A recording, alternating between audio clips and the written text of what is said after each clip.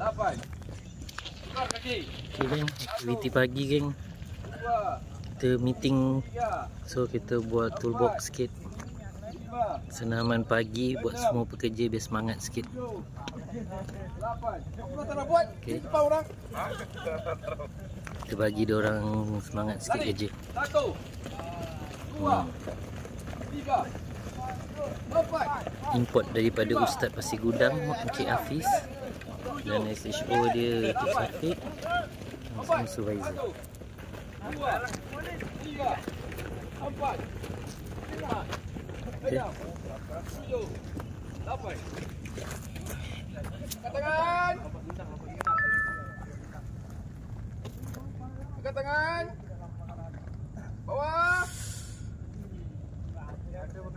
Pijit. Kuat. Airport level lah amat. Kuat sikit. 1, 2, 3,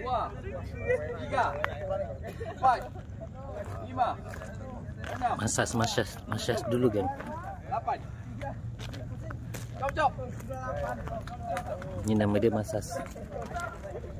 1, 2, 3, 4, 5, 6, 7, 8. Pusing. Hei, go. 1, 2, 3, 4, 5, 6, 7, 8. Jom. Aktiviti pagi kalau belum start kerja. 2, 3, 4, Alright. 5, 6, Okay. So 8. semoga bermanfaat.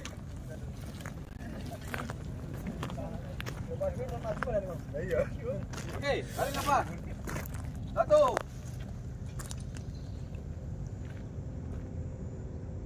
Turun. Tarik. Turun. 3 kali. 1. Terus.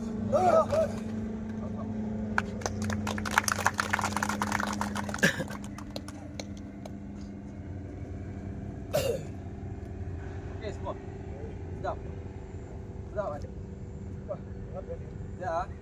Ya alhamdulillah. Allah bagikan. Hei, okey. Pertama kali pagi ni sebab kita tukar hari Jumaat, besok tak ada meeting. Kita hari ni nak mau launch ini. Ini kempen IOI punya. Okey.